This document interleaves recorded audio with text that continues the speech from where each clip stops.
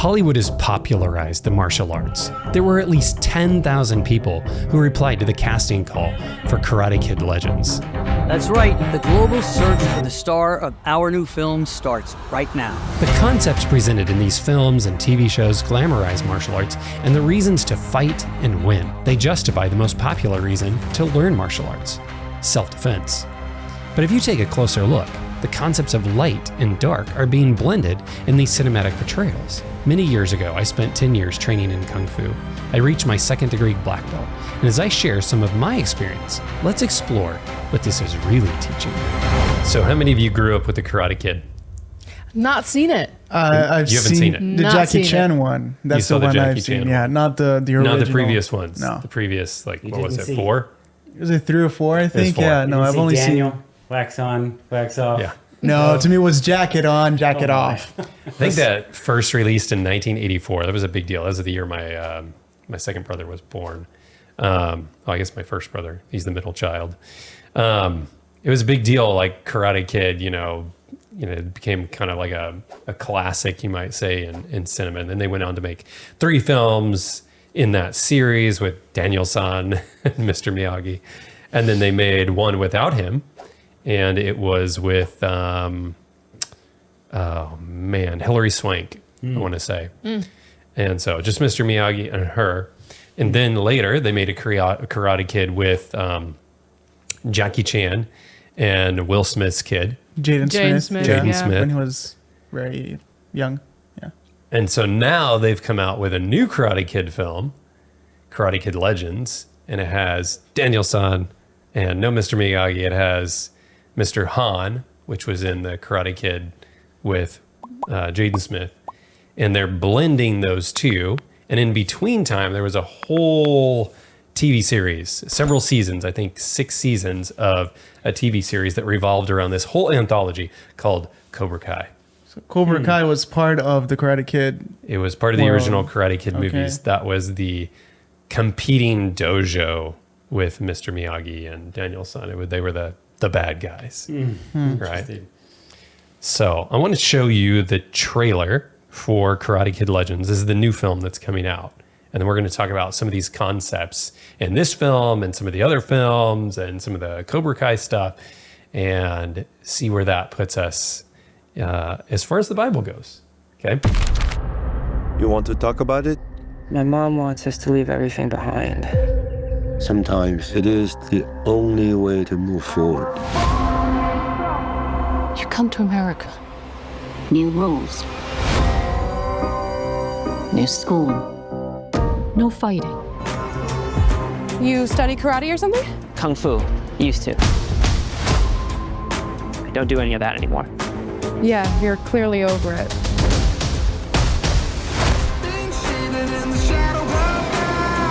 Who's your friend?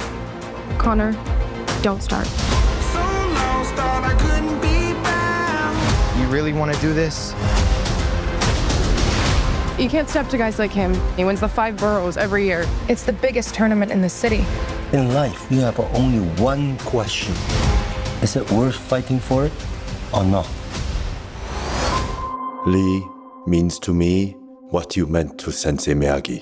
I want Lee to learn Miyagi karate. I'm sorry, Mr. Han. I wish I could help you. You will. I'm not coming to New York. I will see you in the Big Apple.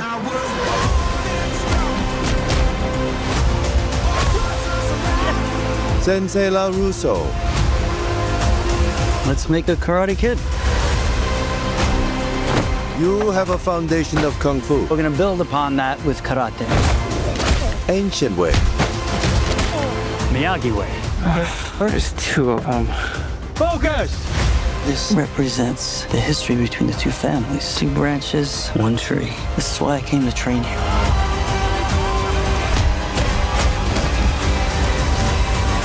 Remember what you're fighting for. When you understand that, you'll be ready.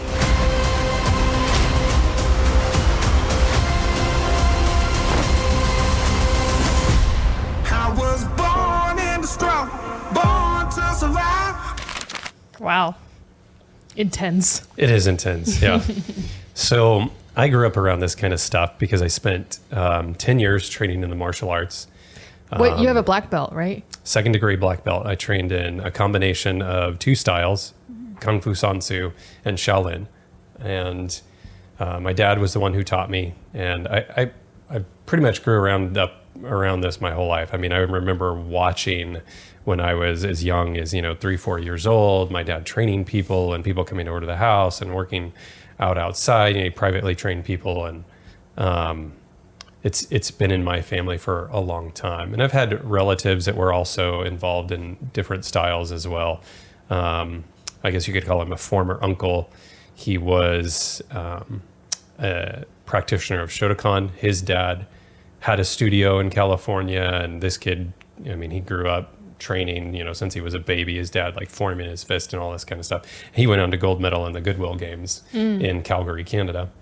And you had to fight with swords and everything too, right? I did learn weapons training. Yeah. That was part of my training. I don't know that all martial arts learn weapons training. I only had mostly exposure to Kung Fu, some karate early on, but I think my brothers and I got kind of bored with that. It was a lot, very repetitive, at least in the beginning, and we were kind of mentally checking out. Okay, this is not very much fun. And so we later on moved to the Kung Fu instead. In other words, Keith is not someone to be messed with. Yeah, a lot of people tease that, but I'm really not that way. What about the animalistic Kung Fu, or whatever they call that? So the animal styles, there are many animal styles, and some of them are specific branches. That was incorporated into my training. So it was, you would learn the monkey or the tiger. You would learn aspects of that, but mostly for specific movements. So for example, when you're doing some kind of nerve strike, like say you want to, hit somebody in the solar plexus, right? This real soft area below your rib cage, at the top where your stomach is, okay? You would form your fist into a dragon's head, is what they would call it, okay? And so you want to bury it in that soft spot, right? It's real pointed, because just hitting it with a flat fist isn't going to do as much damage, harm, have much of a reaction. But if you can bury a knuckle in there, they would call that a dragon's head. And there were other movements. You can learn elements of crane and praying mantis and monkey and tiger and snake and dragon and all this kind of stuff. So yeah, that was all part of it. So I grew up around all this, and so whenever movies would come out, it was very exciting. I remember when The Matrix came out, that was a huge deal. I was definitely right in the middle of all the training, and when Keanu Reeves said that move, or said that line, "I know Kung Fu," it was a big deal, because Kung Fu wasn't as prevalent, I would say, in mainstream Hollywood at that point. There were a lot of films that were karate based, like Karate Kid was probably more prevalent in cinema during that time until that series came out. And then it really started to see a resurgence and popularization of Kung Fu once again. So, but he mentioned something that I thought was interesting. He said, and he was talking about this in a different context, but he said, 2 branches, 1 tree, right? Kind of alluding to the fact that they're part of the same family, Kung Fu and karate. And this is a basic chart that shows you the styles of martial arts and which ones come from where. It's not on this chart, but Miyagi-Do karate is fictionalized in that there is no Miyagi dojo, there is no, no Miyagi-Do karate, but the style that's portrayed in the Karate Kid movies that the Mr. Miyagi teaches is a style most like what's called Goju-Ryu karate. And Goju would have come from Kung Fu. It's a more, I guess, direct, you could say, ancestor. It's not like several generations removed. So, yeah, and of course the Karate Kid in the Karate Kid's Legends, he's entering a karate tournament. So it's kind of like, well, why does he need to learn karate if he already knows Kung Fu? And this is like the further back, in I guess anthology, you could say, when you're doing like point scoring karate, there are certain movements that you can do that would be considered illegal or could get you disqualified. So it's teaching him basically certain things that are okay in a tournament and certain things that are not. Obviously, when you're not in a tournament, it doesn't matter as much. Really when people fight in real life, this is like no holds barred. There's no rules. There's no. I mean, you're told in your training, like if you got to bite somebody, bite them. Poke their eye out.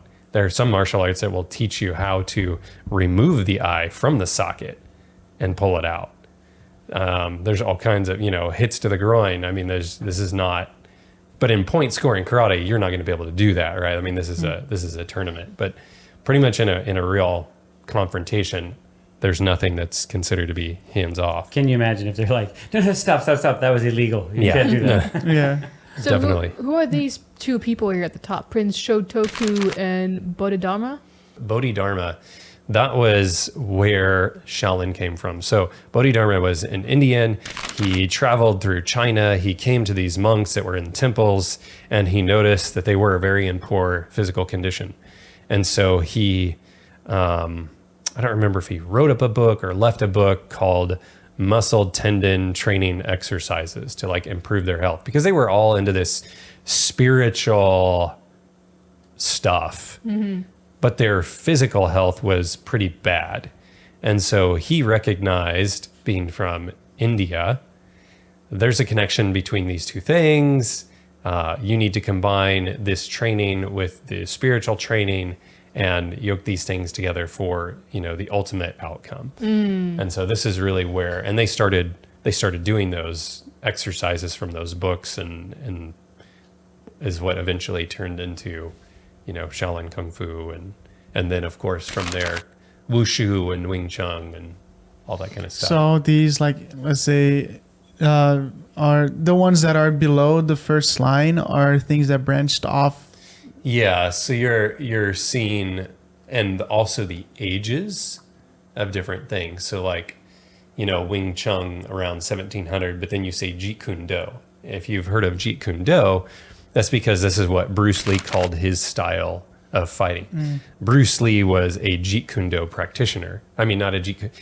He invented Jeet Kune Do, but he was a Wing Chun practitioner. If you go back in his history, that is what he grew up learning how to do, as Wing Chun. And Wing Chun is the one that's popularized in all the films with the Wing Chun dummy.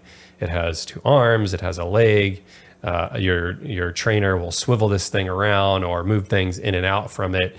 And so you're learning to block a wooden dummy, which is very common in martial arts, especially Kung Fu. They would use wooden apparatus or like wooden dummies. Supposedly the Shaolin Temple had a hall of 108 wooden dummies that were triggered for different movements and different things. And so when you were a Shaolin priest, you had to go through this and live in order to complete your training. Isn't that funny? That'd be like the pastor. You have to learn how to fight. That's their religious leader, right? Yeah. Well, there is a documentary that came out a couple of years ago about where it was fight church, pastor versus pastor. So we don't want to get too far in the weeds, all of that. But if you're super curious, there's a documentary that we produced called The Dragon Revealed. We'll have the links for you. So anyway, most of the old Kung Fu movies, and I saw quite a few of them, they were full of the same kind of elements that you saw in the trailer. And it's like family and tradition and honor and all this kind of stuff. But there was almost always one very common element in all of them. Revenge. Right? Vengeance. Somebody killed somebody's brother or sister or father or something. It's usually some fight that happened. And so now you have martial artists pitted against martial artists, and they must get supposedly that honor and family and keep all of that somehow by taking vengeance on another person. But I like what the Bible says. If we were to put everything in God's hands, would you mind reading this text, Scotty? It's Deuteronomy 32:35. Vengeance is mine and recompense. Their foot shall slip in due time, for the day of their calamity is at hand, and the things to come hasten upon them. Romans quotes this as saying, vengeance is mine, saying the Lord, I will repay. Mm-hmm. If we put everything in God's hands, we don't have to pursue vengeance. We don't have to pursue violence against another person. We don't have to get our revenge. We can leave it in God's hands, knowing that he is a better judge and more just than we are. Mm-hmm. Mm-hmm. And so right. I really... Does vengeance really make you feel better? You know what I mean? Like the key to actually overcoming some of these things is forgiveness. And, you know, and you can look this up. Like there's stories of the Holocaust people that went through, you know, Auschwitz and many of them like could never forgive the Germans. But then there's examples of this one lady who was a Mengele twin and she forgave them and lived a very nice life. So yeah, vengeance is for God, and it's not always our like duty to do that. Yeah. Yeah. And you'll see, you know, I'm going to do another episode in the near future. I'm going to sit down with Eric Wilson, talk about my experience on the martial arts, some of the things that I came to realize kind of at the end of my training, and would I pass this on to my children? Would I continue to train people? What was going to be my path in life? So we'll talk more about all those philosophies in an upcoming episode. But I just want to touch on some things from the movies, because this is what people are watching, they're seeing, they're thinking it makes it look cool and it glamorizes it, right? But at the end of the day, something like vengeance is not something that God wants us to espouse. He wants us to forgive people, to let things go, not hold on to them. You know, it can make you bitter. All right. What I found very interesting is when you look at this whole series and the Cobra Kai anthology, and you start to look at that, there was actually a scene in a church. I'm like, okay, this is interesting. What's going to happen here? In the Cobra Kai In show? the Cobra Kai series. And I don't remember what episode or what season. And you're going to have to bleep out some of the language in the editing. But I'm going to show you guys this clip, and I wanted to get your feedback. They haven't seen this before, so this is natural, raw on LED Live, right? We try to do things as unscripted as possible. Let's do it. Okay, here we go. Forgive me, Father, for I have sinned. This is where most of us go when we think about forgiveness, true? Yes. But what about forgiveness in other forms? Forgiveness of others. And then there's my personal favorite, forgiveness of thyself.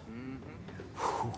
This is probably our toughest battle, but listen, if God can forgive, then so can you. What about that time in Reno with those soccer moms at the Hyatt? Johnny? Did God forgive any of us for that? Yes, even that. Forgiveness is the very core of Christianity. Well, I wouldn't know about that. Not much of a churchgoer. I'm sorry. Apologies, everyone. My friend here is going through some hard times. Nothing I can't handle. Johnny, I'm in the middle of a sermon. So how about you take a seat? You know, this guy was a real ass back in the day. Fighting, drinking, partying. Sucks you're not allowed to get laid anymore, man. How many times I gotta tell you, I'm not a priest. So your wang can still get tang, nice. Forgive me, Father. For what?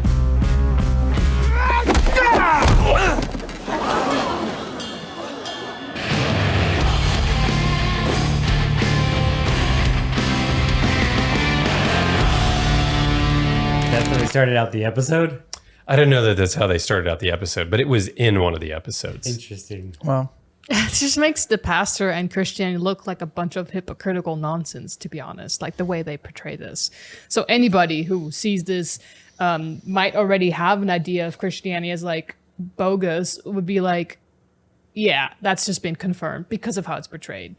And that's sad, because this, you know, when somebody comes to Jesus, like you have a history of, went into the world, right? Partying and drinking and all those kind of things. I would have full confidence in God having worked in your life. When somebody approached you like that, you'd be like, no, this is not my life anymore. I am forgiven, and I am going to continue with God and not go back to that lifestyle. But now, first of all, the character that walks in is making fun of the whole situation. And then the guy is just like, oh, forgive me for what? And then he goes back to his old life, making it seem like Christianity has no effect on anyone. It also makes like him framing it in this context, like he's like, shh, be quiet, quiet. Makes him feel like he's guilty or trying to hide something. And where, you know, it's like true forgiveness is like an erase from that thing, right? The accuser's the devil. So that just made him look like he still has things that are happening behind closed doors. Yeah. It's fascinating how they portray Christianity here. I found myself wondering why, or should we do something that we know we have to ask forgiveness for, like immediately? Good point. It just doesn't seem right. Right. Well, that's more the idea in other aspects of, I guess, Christianity, where you go and you confess beforehand what you're about to do and then just go do it. That's not genuine. But this isn't Catholicism either, he said. No, he's not a priest. Yeah. And that's the interesting factor. Like I said, like Christianity here is completely misportrayed, whereas we all have experienced God's transforming power in our lives and how we are not the same person. And there's power in someone's testimony, right? Even the Bible even talks about that. Because you can debate anything, but you can't debate someone's transformed life because that's evidence. And so here they're using that most powerful aspect of a changed life of Christianity and making it look like that doesn't even exist or it's not even real. And that's a seed planted against God in this. I just think it's interesting that, you know, like you said, is he really asking for genuine forgiveness before committing the act? No, it's like, oh, forgive me for what? And then he doesn't. It's like, oh, yeah, you know, he kind of wanted to do it. Yeah. So I want to show you the follow-up to this, or at least part of it. Okay, because there's a scene after this where they're sitting together, and get your feedback on this about the pastor's advice. I still don't understand how they get the coffee and the cake. Johnny, what the heck was that all about? I know you're upset, but you can't blame yourself for what Robbie did. I'm not even allowed to see him. Not allowed since I'm on probation for that little incident in the parking garage. Yeah, well, you're lucky it was only probation. I'm lucky I knew a priest. Put in a good word with the judge, thank you very much. Not a priest. How about we make a deal? You promise yourself to do positive things. Be a better person. I already tried that. I put everything I had into my students. I taught them to be tough and show mercy. Thought I was doing the right thing. You were? Yeah, then why'd all this happen? I mean, you want to punish me, fine. But Robbie and Miguel, they're just kids. I know. I know. It isn't fair. You gotta remember, you don't do the right thing because it always works out. You do the right thing because it's the right thing to do. Both those kids need you, and you need to be there for them, whether it works out or not. What do you think about his advice? I mean, he's giving him advice to do the right thing, but then he just demonstrated that he didn't do the right thing. Yeah. And so it kind of makes you feel like, you know, listen to my words, don't do what I do. Mm-hmm. This is I think it's a very typical example of Hollywood trying to kind of cozy up to Christianity, but not really. Mm-hmm. He told him he needed to do good things, right? And he told him that he needed to, he said good things, and then you need to be a better person. It's a perfect opportunity to share how that process works. Like, how are you going to do good things, and how are you going to be a better person? Is the power all in him? Obviously, he walked in with his life screwed up. So how is he going to do it? And he said, oh, I already tried being a better person. Yeah, he already admitted his own failures. Enter opportunity to say, you need to turn your life over to Christ. Yeah. Here's a Bible. Let's start reading it and show you how this works. Yeah. Good point. And he has the full opportunity. He's a pastor, but yet that's not being spoken of, because that's the power of the gospel. The power of the gospel that is actually changes your life, and you can overcome your sinful behavior through Jesus Christ, through his sacrifice, and not continue to walk in those old ways. But here, like you said, he's given a full opportunity, and that's not the message that Hollywood wants to put out. They give it like a rundown, milky version of it instead of the full meal. Yeah, so my point in showing these is to show the contrast between how, there's this vengeance aspect that's being put forth in the movies and the TV shows that Hollywood does. But when it comes to the Christianity aspect, it's kind of a token nod, like, yeah, we know it's part of society, but there's nothing really there. So they're emphasizing the one, emphasizing the fighting, emphasizing that and glorifying that, but minimizing the other. Mm-hmm. And so that's really right. I included those. Okay, going to show you a couple other things. And most of these I'm going to show you probably the full clip just so you have context. Okay, and it's a couple minutes long. This is, you might remember this guy. John Kreese is his character from the original Karate Kid movies. He was the one that owned the competing dojo, the Cobra Kai dojo. Mm-hmm.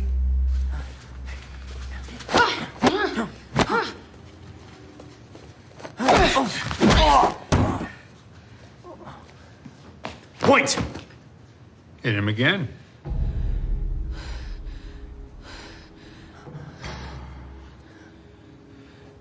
Do you have a problem with that? A fight isn't over until your enemy is finished. You show your enemy no mercy. Wait! This isn't what Sensei Lawrence has been teaching us. Excuse me? There's no honor in being merciless. Tori scored a point. It's over.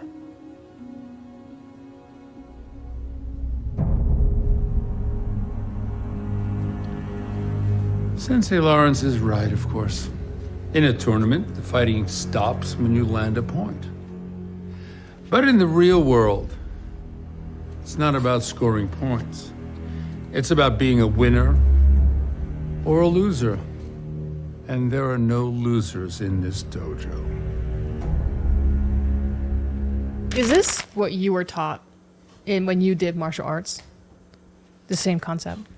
No, but I'll cover this more thoroughly when I do a program with Eric. Bottom line is you're going to see a lot of inconsistencies in philosophy. Mm-hmm. So in here, this is the competing dojo. And so they're the bad guys. So you expect them to be like, no mercy, nothing like that. Well, what about the good guys? What kind of philosophy do they have?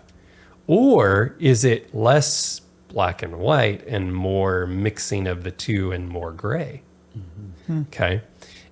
In the original series, this is way more black and white. But like Star Wars, like the original films, more black and white. But then when Disney took over, it started to get all mixed together and more gray. And so you have these characters that are like both. They're using the Force, but then they're also dabbling in, the Republic. They're the dark side of the Force, Mm-hmm. right? Mm-hmm. Mixing the two. You see the same thing with the Cobra Kai series. Mm-hmm. Those black and white characters, they're now gray and tarnished, and it's confusing, and you don't know what's right, and it's kind of putting people up for these moral dilemmas. It seems like that's what Satan wants in our minds as well, though, to have that confusion about moral dilemmas and blending what's right and wrong to give you just a little bit of both so that you don't have the full purity of good and you just kind of fall into by the wayside, really. Mm-hmm. You also have like the 10 Commandments being, how you see God, and then the other 6, how you see man and your relationship to them. And I don't know if there's any place in the Bible that's like, be them to a pulp till they're finished. Mm-hmm. I mean, yes, God executed judgment and he used his people to do that, but, not in this sort of sparring way, maybe. And that's an argument people will bring forth. They'll say, God said, wipe out the Amalekites, all of them. Mm-hmm. And so they look at that as like a no mercy type concept. Mm-hmm. But God says of himself that he is merciful and gracious. Mm-hmm. Danique, would you mind reading this from Hosea 6:6? For I desire mercy and not sacrifice, and the knowledge of God more than burnt offerings. God is a merciful God. Mm-hmm. And so the way this is portrayed, it's supposed to be the bad guys and to make them look bad, but it's also supposed to look pretty cool, you want to be a winner, and so being a winner is being equated with no mercy. You just got to finish it off. Yeah, and if you spare them or show kindness, you're a loser. And also they're alluding to this there's a difference between a tournament and a real life situation. The reason why God desires mercy and not sacrifice and the knowledge of God more than burnt offerings is because the burnt offering was, it was a symbol of Christ who was to come, who was going to die for our sins. And ideally, God didn't want you to end up having to sin and therefore having to make the sacrifice. He wants you to bestow mercy in the first place and have knowledge of God in the first place. And God is love. Knowledge of God is love. Yeah. Instead of getting to the point where I have sinned and now I have to make a burnt offering. So it all goes back to like God wants to change our hearts and change our lives so that through his power, we can be merciful to begin with instead of, Lord, I need forgiveness because I didn't. Absolutely. Ad break. Jacob, and he who formed you, Israel. I will make him a pillar in the temple of my God, and he shall go out no more. I will write on him the name of my God. He's strong in the Lord and in the power of his might. The Lord shall renew his strength. They shall mount up with wings like eagles. They shall run and not be weary. But by every word that proceeds from the mouth of God.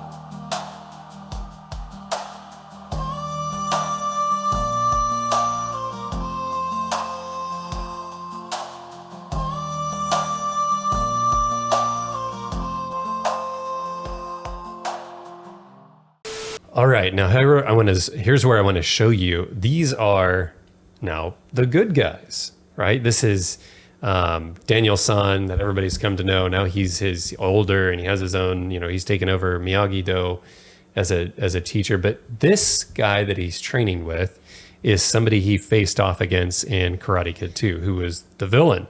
His name is Chozen, Chozen, but they call him Chozen. And you will start to see how these lines between what's right and wrong start to blur because, Cobra Kai says no mercy. Well, what about Miyagi-Do? It's only for self-defense, right? Are you sure you just don't want to show me the scrolls?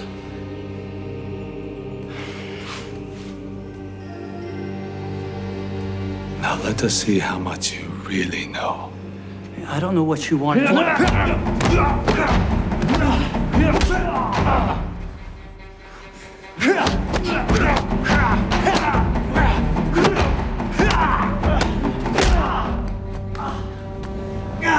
the hell?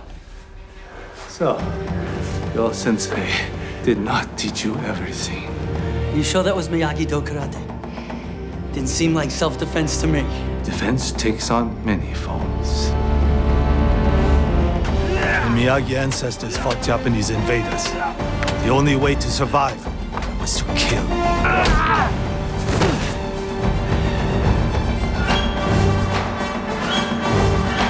So Miyagi instructors came up with special techniques designed to kill their enemies.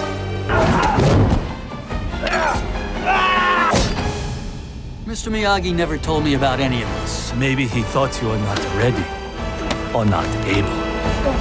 Maybe Mr. Miyagi was just trying to protect me. We're not living hundreds of years ago. No reason anymore to kill. Sometimes you have no choice but to kill.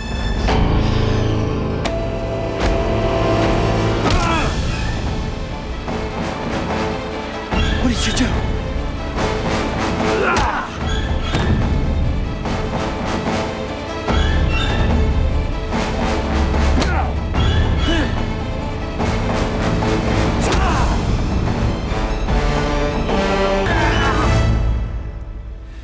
Honk!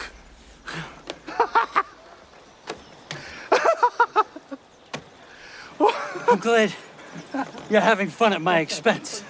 Oh, you should have seen your face. What technique was that? My limbs were totally numb.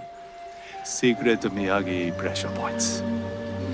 If an enemy insists on war, then you take away their ability to wage it. Eh?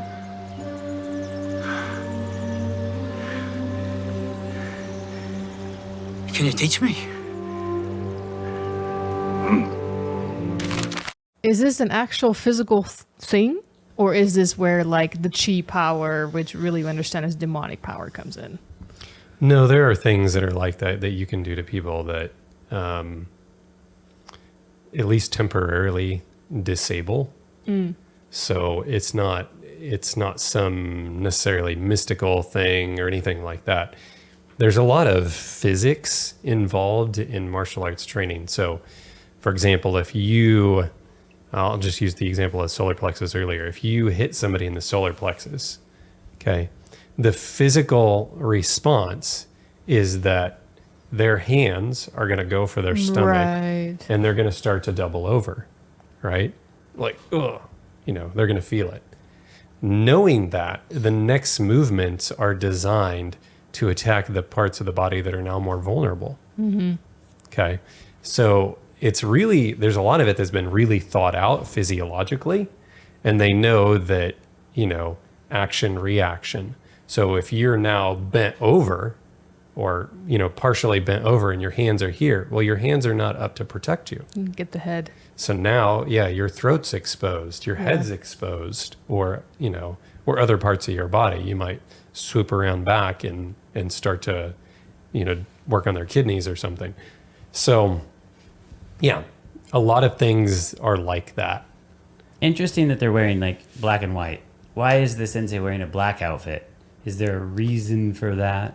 They're technically both supposed to be black belts. If you're looking at Daniel-san, he has a black belt on, so they're supposed to be like kind of same, same level. The color of the well, the color of the belts, and this, I mean, as far as I ever knew, the lore kind of went this way. When this comes from karate, and when the Okinawans were invaded and they had monks helping them train, Shaolin monks helping them train to learn how to defend themselves and things like this. As they trained over time, their belts and their clothing changed colors because of being thrown in the dirt or the grass or whatever. So you would go from the white to yellow to green to brown to black, and other styles have incorporated other colors in between. But that's the basic gist of it. In other words, the longer they trained, the more soiled and dirty their garments became, and the more proficient they were. That's spiritually interesting. It is very spiritually interesting. Why do you say that? White is so symbolic of purity, of righteousness, of I'm looking at this through the lens of Christianity. Like doesn't really make a lot of sense if you don't even understand or know what the Bible says. But if we start out with this, whiteness, and then you get to the black parts, our good deeds are like filthy rags, right? We are dirty and black, and the only way that we get covered again is with the robe of Jesus's perfect righteousness. Wash me and I'll be whiter than snow. Right. Psalm 51. Yeah. So it's weird that you live this lifestyle and aim at getting the black part. Yeah. The knowledge that you've obtained by that point is darkness and deception. See, they were blending the yin and the yang right there, just in their outfits. It's like you could see the black and white. So now you see Daniel's, his whole I thought this was all black and white and karate's just for self-defense. And this guy that he fought once upon a time who learned from this, he has the same karate lineage, Miyagi-Do karate. He's also saying, well, you don't know everything. And sometimes you have to kill. And then he defeats him, and now he's like, I need to learn from you. Well, why? He just also said, people aren't trying to kill each other hundreds of years, later. Like, it's not a matter of life and death. And you see how they're blending the concepts and mixing the concepts and blurring the lines. Okay, so let's take a look at this, because you'll start to see how this also is in their opponents. What? What is it? I have seen these moves before. You have? Where? Kim Sung-young. Excuse me, my name is Terry Silver. My master is Kim Sung-young of South Korea. My teacher sends his respects. Kim Sung-young was master of Tang Sudo, but that is not what he taught. His style was controversial. What was controversial about it? I will demonstrate.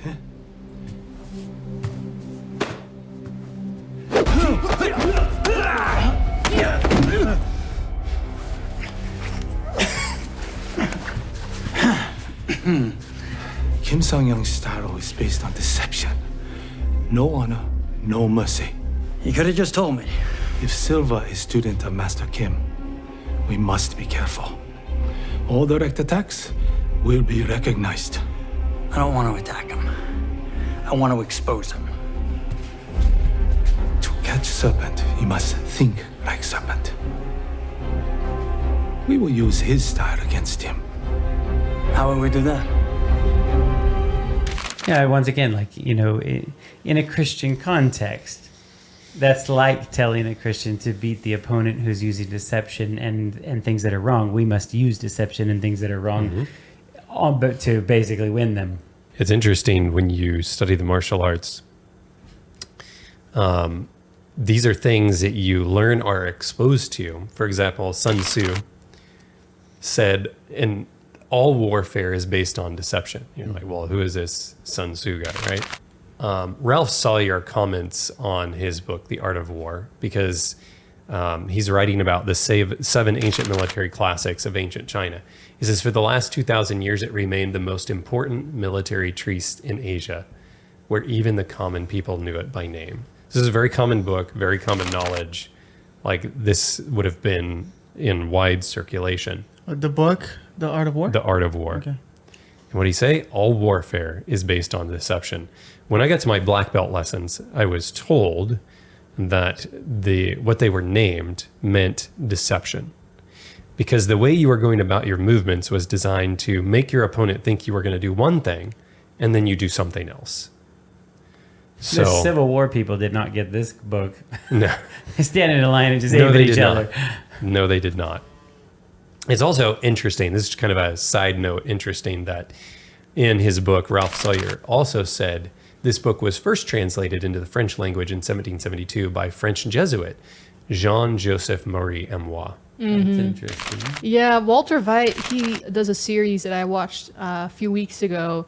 He makes very strong connections between the Art of War and the Jesuits. Very, very strong evidence for it. There are many books that are written like this. For example, there's the Book of Five Rings. Have you ever heard of this? Mm-mm. It's widely read, actually, in a lot of business circles, but it's an older book. It was written by Miyamoto Musashi, and he was a swordsman. And so he wrote a book called The Five Rings on his tactics and the way you're supposed to think and behave and all this kind of stuff. And people take that stuff and they apply it to today's world. So a lot of ancient stuff, but makes its way into modern society. But all warfare is based on deception. Very interesting statement. Would you mind reading this, Felipe? It's Revelation 12:9. So the great dragon was cast out, that serpent of old called the devil and Satan, who deceives the whole world. He was cast to the earth, and his angels were cast out with him. It's pretty fascinating that 2 things started with Satan: deception and war. And what did Sun Tzu say? All warfare is based on deception. Satan's the author of war. The Bible also has some things to say about that. It says in Psalm 101, verse 7, he who works deceit shall not dwell within my house. This is essentially God speaking. He who tells lies shall not continue in my presence. So we are not supposed to be deceptive in any way, not in our business, not in the way we communicate with our kids, not the way we interact with our coworkers. That's not how God operates. God is completely transparent, and God lays everything out on the table, and he says, look, investigate. I mean, I'll show you everything I've done. No deceit. Another interesting aspect I saw they were working in also into the Cobra Kai series. This is the character Terry Silver. You saw him earlier in the last clip fighting. He's actually a real martial artist. His name is Thomas Ian Griffith. So is the guy who plays Chosen. And he was a partner with the John Kreese in the Karate Kid series. They owned the Cobra Kai studio together. He's more like the rich financier, playboy type, but also a martial artist. And in the third movie, he comes in and he trains Daniel-san and befriends him and all of this kind of stuff, but all under a false pretense, a false guise. What does the name Daniel mean? My God is my judge. Yeah, my God is my judge. Is it interesting that his name is Daniel-san? It is. It is. I'll just leave that for the deep thinkers. Yeah. Mm-hmm. So here he once again meets his friend from a long time ago, and they have an interaction. But it's fascinating what they work into this in the series. So I'll show you guys this. So I figured, why not create an app where kids in places like Ohio, for example, can learn it for themselves? I'm sure kids would love that. Terrence and I have a history of teaching children with martial arts. Oh, that's right. You did mention something about a karate team once. What was it called again? The Vipers? Cobra Kai. That's adorable. I had no idea you had a karate phase. Karate is not a phase. It's a way of life. You can leave it for a while, but it never really leaves you. We all have anger inside. Once again, I think I'm looking at this, just making a comment through the spiritual eyes, because we are supposed to, if we feel like something is wrong, we ask for forgiveness. We understand that the Bible is saying that thing is wrong. We are supposed to put it away and not return to it. And I think this kind of just leaves this door where it's just like, yeah, you're never going to really solve this. Yeah. When you are a martial arts practitioner, you could say there's some truth to this. It's not like a gun where you can just put it away. Right. It really becomes part of your life, part of who you are, and it goes with you everywhere you go. So even in my own experience, and I'll get into this more in a future episode, you develop mindsets. I used to constantly size people up when I walked into a room, especially males. I'd look around and be like, I can take that guy. I can take that guy. I can take that guy. And you're looking at them, looking at their build, looking at how they move, trying to determine, have they ever been a martial artist? And you learn to pick up on small things that will tell you those things. And you just have this mindset of, I can defend myself. I can. But the thing is, there's nobody just outright attacking you. There aren't people jumping out from the hallways. The way they portray it in movies and films, it's like you got to be on constant watch because there's just somebody right around the corner ready to, smack you over the head. It's not like that in real life. It's extremely rare for that to happen in real life. It is rare. But I can see, like you're saying, it becomes so all-absorbing that that's all you can think of. You think about it all the time. And that's not the way Christ wants us to think all the time. I remember when we did that documentary with Eric Wilson, he said something that just stuck with me from the beginning, was basically like, if you have, 20, 30, 40 years of training, and let's say you get into an altercation at this age, what are you going to rely on? If you've had all this training, your training is going to come to the surface and you're going to deal with the problem. Whereas like God in the end of time is asking for us to completely and utterly 100% rely on him. So if you don't have a gun in your pocket, the only thing that you're going to do to make it out of that is, Lord, protect me. And you're putting that protection in God's hands rather than self-defense, if that makes sense. Because a lot of women will take karate because they say, well, what if a man comes at me?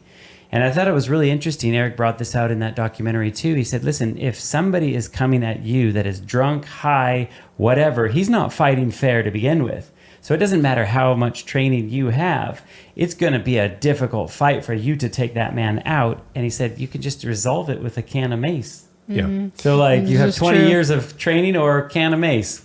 Many people who do that, and there are many people who put on rape prevention seminars, and I have no, I'll say this, I understand why they do it. I think it is a good thing to want to protect women and children and just people in general. But a lot of those seminars are better served when they focus on aspects that women can control regularly.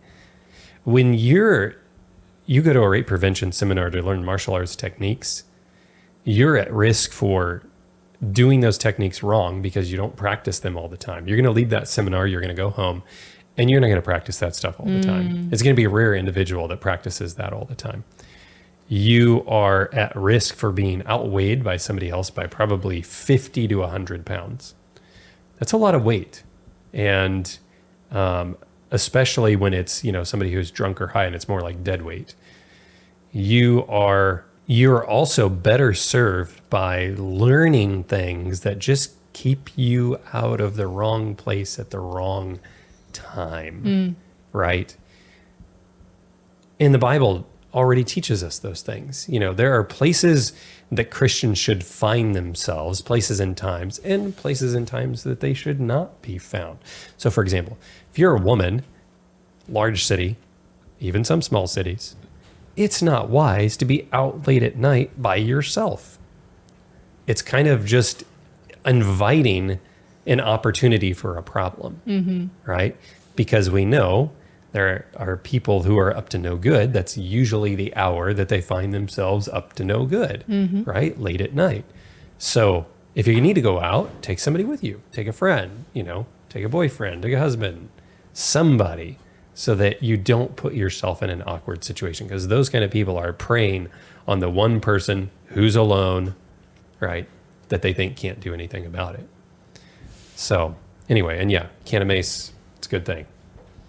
So we'll get into more of that in a future episode. Fascinating though, she started talking about mindfulness and meditation and all that kind of stuff, right? This is actually common in the martial arts as well. Some martial arts, they will teach you about things like meditation and how to, empty your mind. In fact, most of them will talk about this concept called ki. Some people call it chi. It's ki. And a lot of it has to do with breath control, but really it's ultimately learning how energy is focused through your body, which is like, well, why do you need that, right? Martial arts is very esoteric in that in the entry level, you will learn things. And then as you get further and further along, you learn more and you learn more and you learn more and you learn more, just like in Freemasonry. And the next thing you know, it's like, well, yeah, that breath control from the very beginning, that was just a start to get you to energy manipulation. Okay. So you think from the bottom tier, like, oh, this is all just harmless. You're learning breath control. It's just like Lamaze or something. Okay. But the more you get into it, the more you find out it's not just breath control. Okay. A lot of esoteric things, like Eckhart Tolle's always talking about the introduction into this as breath work. And, he's a super spiritualism. So So the martial arts, yoga, the new age, these are all related on these concepts.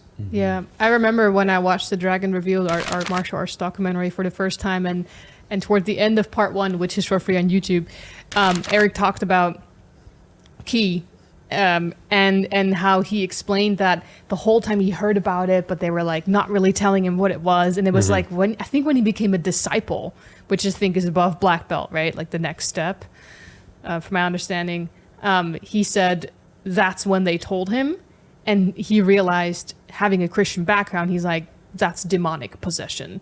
And that's when they can chop through like bricks, and when they can levitate and do all of these things. And he was like, I'm out. I'm done.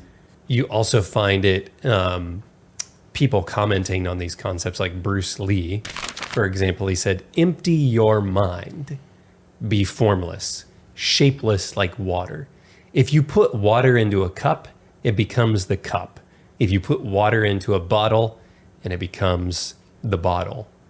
You put it into a teapot, it becomes the teapot. Now, water can flow or it can crash. Be water, my friend. You see how he started that out. Empty your mind. He understood. Those concepts are taught in many martial arts, that meditation aspect. You may not get it from the very beginning, or you may get it from the beginning in a different form, a form you don't recognize.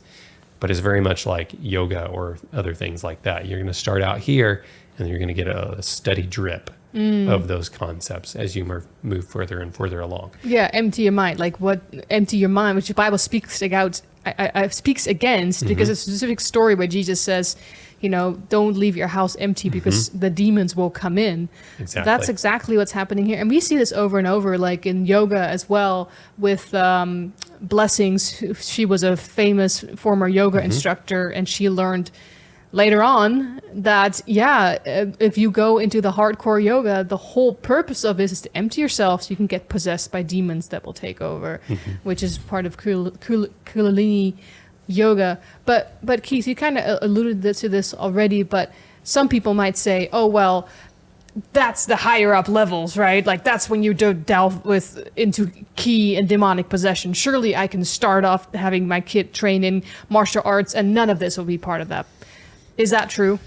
I have not found it to be true in my experience, and I've not seen it true in any other martial arts. I know there are people who claim, well, you can just separate all that stuff out. You just learn the physical movements over here and keep all that spiritual stuff over here. It wasn't overtly spiritual in my training, and so I didn't get a lot of that, but on the back side of it, I recognize how it was incorporated without even thinking about it. Right. It was just part of it. You learned it, and then when you look back, you're like, oh yeah, that's how it was brought in, this kind of stuff. So it's not always easily recognized from the get-go. And from the beginning, it may not be in your entry. It may not be in your entry level, but that's just how Satan works, right? Yeah. I mean, how First many hit's free. How many other religions or esoteric religions or forms of it have that like bottom level layer where they're like, oh, you can still be a Christian, or you can still do this, and it's all okay, and we're all brotherhood, we're all friends, but it's like a way to pull you in. So once you get closer, slowly there's that drip, like you said. And there are many quotations you'll find from a lot of people who have done this their entire lives, and they will tell you can't separate these things. In fact, they will emphasize that the spiritual components are more important than the physical components. Right. You'll find that in the martial arts. You'll find it in yoga as well. Same kind of quotations from people who are lifetime practitioners who have studied this, since they were kids. Same kind of thing. They will both tell you in both instances, the spiritual is more important. The physical stuff is only a means to get you to the spiritual. And that's what you really need to be doing. And that's actually true of a lot of sports. You can be physically good, but a lot of the game is actually played in your head. And the better that you know the mindset of that game, the better you'll be. I mean, there's a lot of very talented athletes. So, it's kind of across all those genres of sporting things. That's kind of what seems like it determines the better players. And what is the ultimate spiritual goal with martial arts? Like, what do they tell you is the ultimate? What are you actually trying to achieve? Probably it's going to be a little different depending on what martial art you're in. But they're not, I'll say this, prior to a black belt, they're not probably going to come at you with any spiritual goal. At least not overtly. It's only probably when you get to that black belt and beyond that they're going to start really focusing on those spiritual concepts as a point of emphasis. What would the goal be?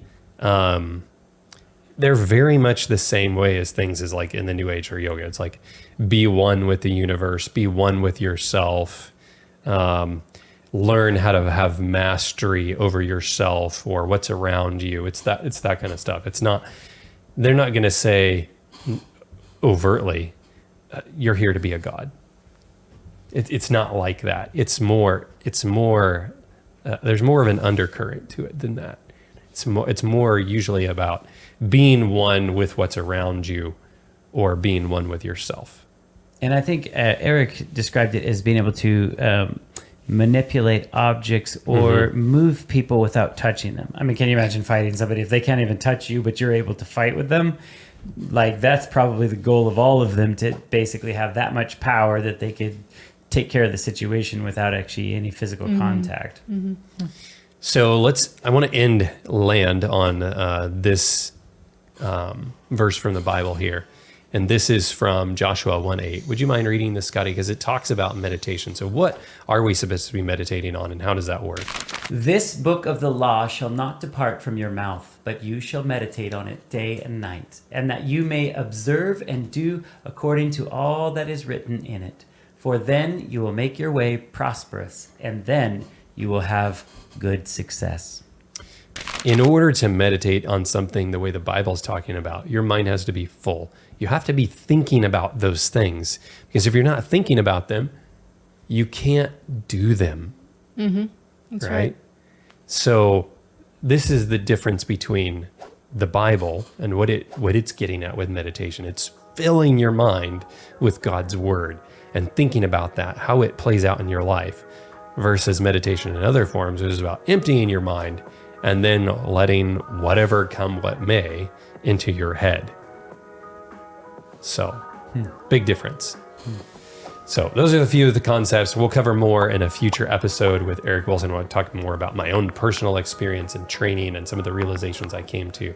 But the movies, TV shows, they like to make martial arts look glamorous and cool and all that. But really, there's some things that you're being taught that are not cool, and they're not from God. If you like this video, like, subscribe, and hit the notification bell so you know when we launch new videos. And drop a comment below, and we'll try to get back to you if we can. What? Say that again. No. No, I don't know what to say.